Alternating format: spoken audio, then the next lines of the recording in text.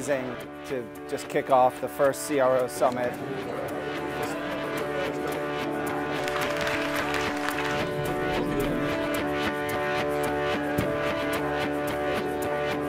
I think I'm just overwhelmed by the human energy that's being created in the room of 26 people. I almost feel like it's a pond and we've thrown in a million pebbles and all the ripples are intersecting. Putting that face, that human element to this really makes the network real, and it becomes so approachable because I'm able to talk to a lot of my counterparts that are going through the same thing.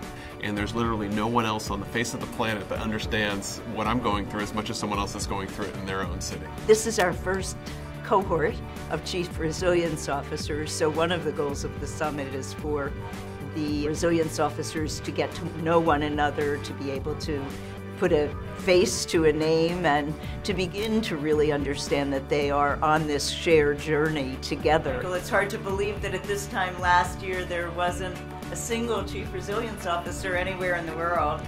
We are going from an old way of thinking that is not more capable to deal with complex problems to a new thinking.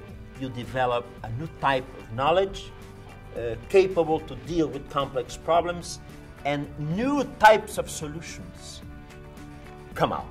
Es la oportunidad que tenemos de compartir nuestras experiencias con otros directores de resiliencia de ciudades en Asia, África, Europa. I think it's not about just what we're trying to accomplish, it's also how we do it, from the bottom up as well. Y los mismos intereses y las mismas problemáticas, pero hemos diseñado soluciones distintas.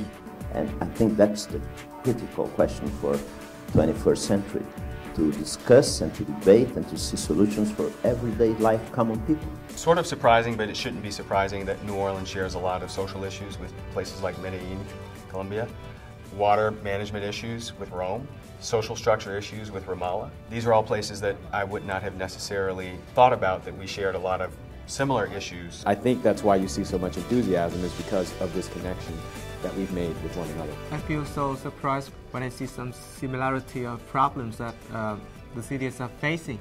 Berkeley City or Dhaka or Aston, Israel. On the international scene, you didn't hear about Ebola a year ago as you hear about it now. So the resiliency is something really changing all the time. It's not something fixed. With the Office of the Chief Resilience Officer, now we have a thing to call it. We have a name for it. And we have a position that's really created not to be the expert on everything. It's our job to be the conduit. I would say this is a disruptive position as a Chief Resilience Officer. Your job is to disrupt the norm. But when the conversation starts and when the framework gets put into place, it's a very powerful opportunity. Very often it's hard to get the kind of perspective you need to generate the long-term energy for change. And I think that's why we're all here. And I think what is new about this process, it's allowing us the freedom to engender a sense of hope. It's giving us the tools and equipping us with the relationships to do more than we could have on our own. And I think that's a really important aspect because we're being asked to solve big problems. You know, as we work with 100RC, it truly is a partnership. It's not a foundation telling us what to do and us doing exactly what they say.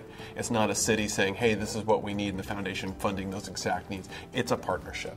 But as the 100 are built out and they are working together, they actually, we hope, will become the linchpin of a global movement around building resilience. The most innovative thing, quite frankly, is the most simple, is that everything is indivisible and everything needs to be tied together, and you can't live in isolation. I think it's going to turn out being a lot more than 100 over time, and I think that they're going to find that as they develop what this is, it'll change as long as we stay disciplined about the approach and make sure that we're not trying to do everything for everybody.